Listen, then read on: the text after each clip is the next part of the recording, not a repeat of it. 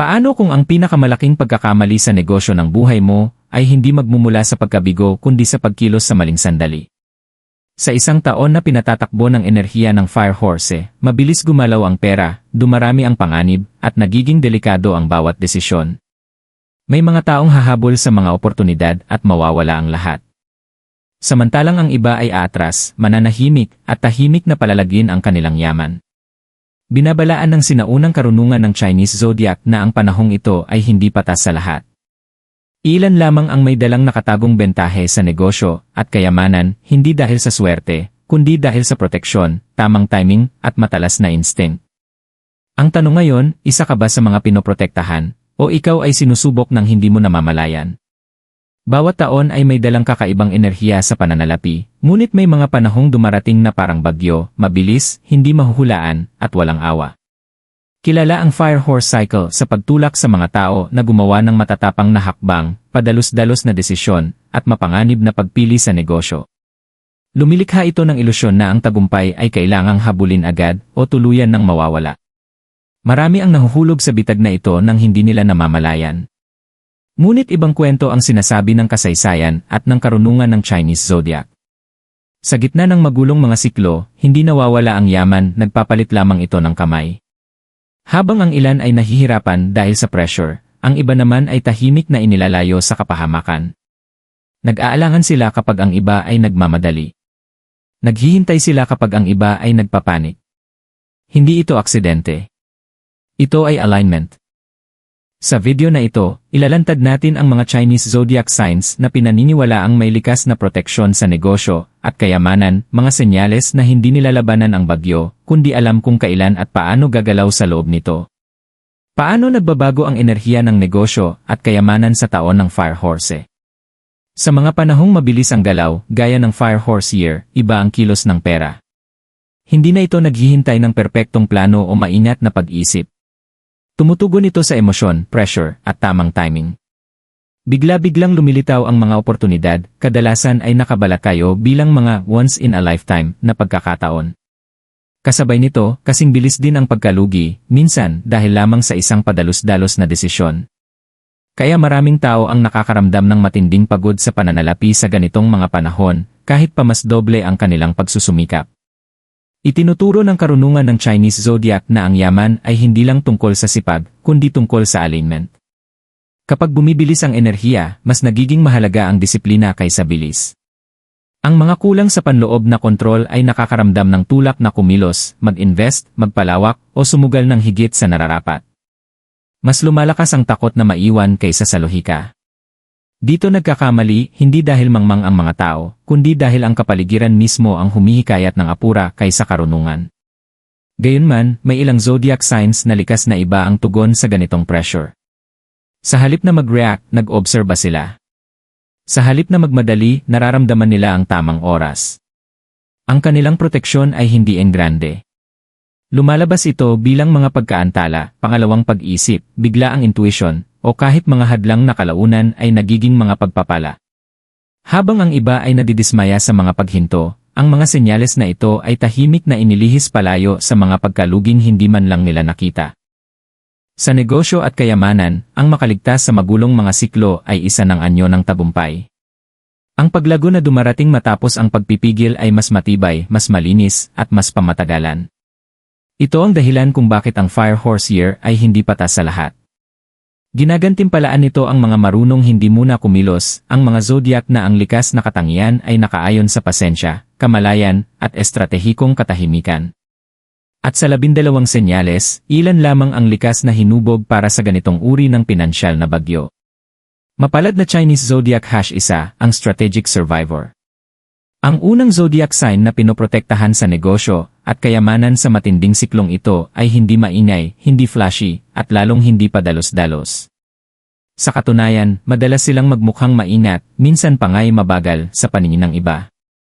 Ngunit ang pagiging maingat na ito mismo ang nagiging kaligtasan nila. Habang ang iba ay nakakaramdam ng pressure na magpalawak agad o humabol sa hindi matatag na oportunidad, ang senyales na ito ay likas na nakakaramdam ng panganib bago pa ito maging malinaw. Sa negosyo, sila ay mga natural na tagamasid. Mas nakikinig sila kaysa nagsasalita. Napapansin nila ang maliliit na pagbabago, pag-iba ng ugali, bigla ang mga pangako, at mga kita na masyadong maganda para maging totoo. Kung saan ang iba ay nakakakita ng oportunidad, sila ay tahimik na nagtatanong ng isang bagay, ano ang presyong hindi ko pa nakikita? Ang simpleng instinct na ito ang nagpoprotekta sa kanila mula sa mga deal na mukhang kumikita sa umpisa ngunit bumabagsak sa huli. Sa mabilis at agresibong mga siklo, maraming tao ang napagkakamalang progreso ang simpleng pagkilos. Hindi ganito ang senyales na ito. Nauunawaan nila na ang yaman ay pinoprotektahan muna bago paramihin. Kapag kumakalat ang panik, sila ay humihinto. Kapag sumasabog ang mga uso, sila ay nagdadalawang isip. At sa pag-aalangan na yon, naiiwasan nila ang mga pagkaluging abutin sana ng maraming taon bago mabawi. Ang kanilang swerte sa negosyo ay hindi nagmumula sa matapang na pagsugal, kundi sa pananatiling buhay sa laro. Maaaring makaramdam sila ng pagkainip habang pinapanood ang iba na mas mabilis kumilos, ngunit sa paglipas ng panahon, lumalabas ang katotohanan. Ang mga proyektong iniwasan nila ay nabigo. Ang mga partnership na tinanggihan nila ay naging toxic. Ang mga investment na ipinagpaliban nila ay bumagsak. Samantala, nakatayo pa rin sila matatag at handa. Sa huli, kapag humupa na ang kaguluhan, saka sila kikilos ng buong loob. Hindi dahil sa takot, kundi dahil sa linaw. Doon nagbubukas ang mga totoong oportunidad, malinis, pangmatagalan, at nakaayon sa kanila. Tahimik na lumalago ang kanilang yaman, walang drama, dahil ito ay itinayo sa tamang timing, hindi sa bugso ng damdamin. Sa isang taon na sumusubok sa lahat, pinatutunayan ng senyales na ito na ang pinakamatalinong hakbang ay kadalasang yaong hindi agad naiintindihan ng iba. Mapalad na Chinese Zodiac #2, ang Silent Builder. Ang ikalawang zodiac sign na pinagpapala sa negosyo at kayamanan sa magulong siklong ito ay madalas hindi nauunawaan. Hindi sila impulsive. Hindi sila dramatic. At bihira silang makitang humahabol sa mga uso. Dahil dito, marami ang minamaliit sila hanggang sa huli na para makahabol. Tahimik silang nagtatayo, may pasensya, at may di matitinag na disiplina. Habang ang iba ay nakakaramdam ng matinding pressure na kumilos agad, ang senyales na ito ay walang ganoong pag-uurong sulong. May naiintindihan silang hindi alam ng karamihan, ang tunay na yaman ay hindi nalilikha sa sandali ng excitement, kundi sa mahahabang panahon ng konsistensya. Sa gitna ng magulong siklo sa pananalapi, mas lalo nilang pinatitibay ang kanilang istruktura. Nakatuon sila sa mga sistema, rutina, at pangmatagalang katatagan, sa halip na mabilisang gantimpala. Sa negosyo, may kahangahangang kakayahan ang senyales na ito na tiisin ang mabagal na progreso. Kaya nilang maghintay kung saan ang iba ay sumusuko. Kaya nilang magtrabaho sa katahimikan habang ang iba ay naghahanap ng pagkilala. Ang pasensyang ito ang nagiging pinakamalaking bentahe nila. Kapag may lumilitaw na mapanganib na oportunidad, hindi nila ito tinatanggihan dahil sa takot, ngunit maingat nila itong sinusuri. Kapag may bagay na mukhang minamadali, hindi matatag, o pinapatakbo ng emosyon, umaatras sila ng walang pagsisisi. Ang kanilang proteksyon ay lumalabas sa anyo ng katatagan. Kapag gumagalaw ang merkado, hindi sila bumabagsak. Kapag nasisira ang mga partnership, mas matibay silang muling bumabangon. Kung may pagkalugi man, ito ay kontrolado at kayang bawiin. Walang ganap na sumisira sa kanila. Sa paglipas ng panahon, nabubuo ang isang tahimik na kumpiyansa, hindi kayabangan, kundi kasiguraduhan.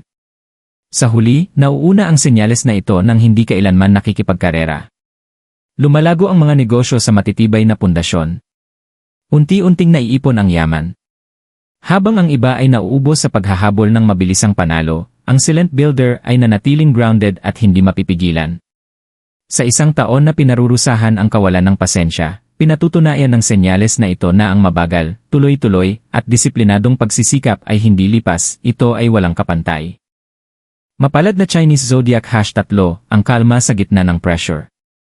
Ang ikatlong zodiac sign na pinoprotektahan sa negosyo at kayamanan sa pabago-bagong siklong ito ay kilala sa isang bihirang katangian, emosyonal na kontrol sa gitna ng matinding pressure. Habang ang iba ay nalulunod sa bilis, kompetisyon, at kawalan ng katiyakan, ang senyales na ito ay lalong nagiging kalmado. Habang mas umiigting ang sitwasyon, mas luminaw ang kanilang pag-isip. Hindi ito aksidente, ito ay nakapaloob sa kanilang likas na pagkatao. Sa negosyo, namamayagpag ang senyales na ito kapag mataas ang pusta. Hindi sila nagpapanik kapag biglang nagbabago ang mga plano. Hindi sila bumabagsak kapag may lumilitaw na balakid. Sa halip, umaangkop sila. Ang pressure ay pinapatalas ang kanilang instinct, hindi pinapalabo. Kung saan ang iba ay emosyonal na nagre-react, sila ay estratehikong tumutugon. Ang pagkakaibang ito pa lamang ay sapat na para mailigtas sila sa mga desisyong sumisira ng yaman. Sa mabilis na galaw ng pananalapi, marami ang kumikilos dahil sa takot, takot na maiwan, takot na mawalan ng pagkakataon, takot na walang matira. Nararamdaman din ng senyales na ito ang takot na yon, ngunit hindi sila sumusunod dito. Humihinto sila sandali upang itanong, pinapalakas ba ako ng hakbang na ito, o inilalantad ako sa panganib? Ang maikling paghinto na iyon ang nagiging kanilang proteksyon. Ang kanilang swerte sa negosyo ay madalas lumilitaw sa panahon ng krisis. Ang mga deal na bumabagsak para sa iba ay muling nabubuo para sa kanila. Ang mga problemang tila hindi kayang lutasin ay nagbubunyag ng mga hindi inaasahang solusyon. Kahit ang mga pagkabigo ay may dalang aral na agad nilang ginagamit upang paghusayin ang susunod na hakbang. Hindi nila sinasayang ang sakit, ginagawa nila itong linaw at katumpakan. Maaaring makaranas ng pagsubok ang senyales na ito, ngunit hindi kailanman kalituhan. Lagi nilang alam kung nasaan sila. At dahil sa linaw na yon, ang kanilang paglago ay malinis at kontrolado. Habang ang iba ay emosyonal na nauubos sa pabago-bagong takbo ng sitwasyon, ang senyales na ito ay tahimik na umuusad. Sa isang taon na ginagantimpalaan ang emosyonal na disiplina, pinatutunayan nila na ang tunay na lakas sa negosyo ay hindi agresyon, kundi kalmadong pagpipigil sa sarili. Mapalad na Chinese Zodiac #4, ang Silent Strategist. Ang ika-4 na zodiac sign na pinoprotektahan sa negosyo at kayamanan sa matinding siklong ito ay isa sa pinakamapanganib, hindi dahil sila ay mahilig sumugal, kundi dahil ilang hakbang na ang nauuna ang kanilang pag-isip. Bihira nilang ilantad ang kanilang mga plano.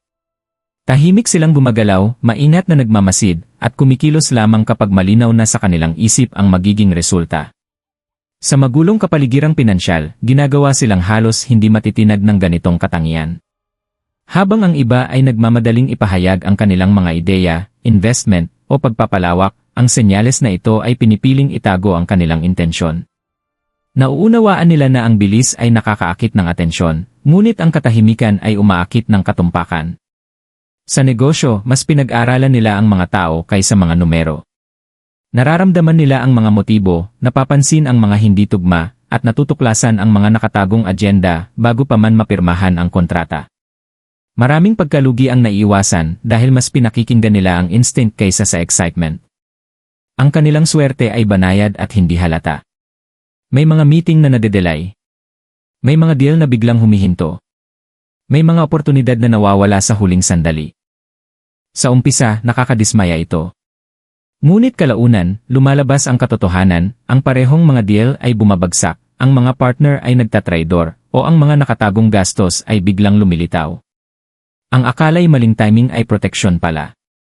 Lalong nagiging makapangyarihan ang senyales na ito sa mga siklong pinapatakbo ng agresyon at ego. Hindi sila hayagang nakikipagkumpetensya. Tahimik silang nagpoposisyon. Habang ang iba ay nauubos sa paghahabol ng napakaraming direksyon, ang senyales na ito ay nakatuon sa isang eksaktong galaw. At kapag sa wakas ay kumilos sila, tila madali, halos itinakda ng kapalaran. Ang kanilang yaman ay lumalago sa likod ng eksena. Hindi mabilis kundi matalino. Hindi maingay kundi ligtas. Sa isang taon kung saan ang pagiging lantad ay maaaring magdala ng panganib, pinatutunayan ng silent strategist na ang sekreto, pasensya, at foresight ay mga anyo ng kapangyarihan. Hindi sila nananalo sa pagiging una, nananalo sila sa pagiging tama. Mapalad na Chinese Zodiac #5, ang natural leader, pinakanakaayon. Ang ika-5 at pinakamakapangyarihang zodiac sign sa negosyo at kayamanan sa siklong ito ay ang pinakanakaayon sa enerhiya nito. Habang ang iba ay hirap makasabay sa bilis at tindi ng paligid, ang senyales na ito ay kumikilos ng kasabay ng agos. Ang magulo para sa karamihan ay natural para sa kanila. Hindi nila nilalabanan ang daloy, sinusundan at sinasakyan nila ito. Ipinanganak ang senyales na ito na may enerhiya ng pamumuno. Sa negosyo, hindi sila naghihintay ng pahintulot. Hindi sila nag-aalinlangan dahil sa pagdududa sa sarili. Ngunit hindi rin sila padalos-dalos. Ang kanilang kumpiyansa ay may pundasyon. Alam nila kung kailan usad at kung kailan urong. Ang balansing ito ang dahilan kung bakit sila napakahusay sa mabilis na siklong pinansyal. Tila kusang nagbubukas ang mga oportunidad para sa kanila. Hindi dahil hinahabol nila ang lahat, kundi dahil alam nila kung alin ang tunay na para sa kanila. Pinagkakatiwalaan ng mga tao ang kanilang bisyon. Nakikinig ang mga partner kapag sila ay nagsalita. Ang mga desisyong ikinakalito ng iba ay malinaw para sa kanila. Kahit kapag sila ay sumugal, ang mga risk na yon ay kalkulado, hindi emosyonal. Ang kanilang proteksyon ay nagmumula sa alignment. Habang ang iba ay nakakaramdam ng tulak, sila ay nakakaramdam ng gabay. Habang ang iba ay nauubos sa pagpipilit ng resulta, ang senyales na ito ay umaakit ng momentum sa pamamagitan lamang ng presensya. Sila ang nagtatakda ng bilis, hindi ang sumusunod dito. At kapag sila ay pumili ng direksyon, umaayon ang kapaligiran sa kanila. Ang paglago ng senyales na ito ay tila walang kahirap-hirap sa paningin ng iba, ngunit ito ay bunga ng malalim na pagkilala sa sarili. Sa isang taon na nagpapalakas ng ego, ambisyon, at bilis, ang natural leader ay namumukod tangi dahil nananatiling sentro. Ang kanilang tagumpay ay hindi mukhang aksidente. Mukha itong itinadhana. At iyon ang pinakamalaking bentahe sa lahat. Ano ang pinagkakapareho ng lahat ng mapalad na zodiac signs na ito? Sa unang tingin, tila magkakaiba ang 5 zodiac sign na ito. Iba-iba ang kanilang personalidad, estilo sa negosyo, at paraan ng paglapit sa kayamanan. Ang ilan ay mabagal kumilos, ang iba ay matapang na namumuno. May mga nananatiling tahimik, habang ang iba ay humahakbang ng may kumpiyansa. Ngunit sa ilalim ng lahat ng ito, may makapangyarihang mga katangiang pinagsasaluhan na siyang nagpoprotekta sa kanila sa gitna ng matitinding siklo sa pananalapi. Ang unang katangian ay pagpipigil sa sarili. Wala sa mga senyales na ito ang hinahayaang ang pressure ang magdesisyon para sa kanila. Kahit pamukhang apurahan ang mga oportunidad, humihinto sila sandali upang mag-isip ng malinaw. Ang munting paghinto na ito ang naghihiwalay sa pananatiling buhay sa laro at sa ganap na pagbagsak. Ang ikalawang pinagsasaluhang katangian ay kamalayan sa tamang timing. Hindi sila naniniwalang lahat ng oportunidad ay para sa kanila. Naghihintay sila ng alignment, hindi ng excitement. Isa pang malakas na ugnayan ay emosyonal na disiplina. Habang ang iba ay nagre-react mula sa takot o kasakiman, ang mga senyales na ito ay nanatiling grounded. Nauunawaan nila na ang mga pagkaantala ay hindi laging pagkalugi, at ang katahimikan ay hindi kahinaan. Sa huli, mas pinagkakatiwalaan nila ang panloob na senyales kaysa sa ingay sa labas. Hindi sila kinokontrol ng mga uso. Hindi sila minamadali ng opinyon ng iba. Ito ang dahilan kung bakit mas ligtas na lumalago ang kanilang yaman. Hindi dahil sila ay maswerte, kundi dahil sila ay nakaayon. At sa magulong mga panahong pinansyal, ang alignment ang pinakamahalagang uri ng kayamanan. Hindi lahat ng siklo sa negosyo ay dapat habulin. Ang ilan ay dapat unawain. Ang taon ng Fire Horse ay hindi nagbibigay gantimpala sa padalos-dalos na galaw, ginagantimpalaan nito ang kamalayan. Kung lumabas ang zodiac sign mo sa listahang ito, hindi ibig sabihin na kusang babagsak sa iyong kamay ang tagumpay ng walang pagsisikap.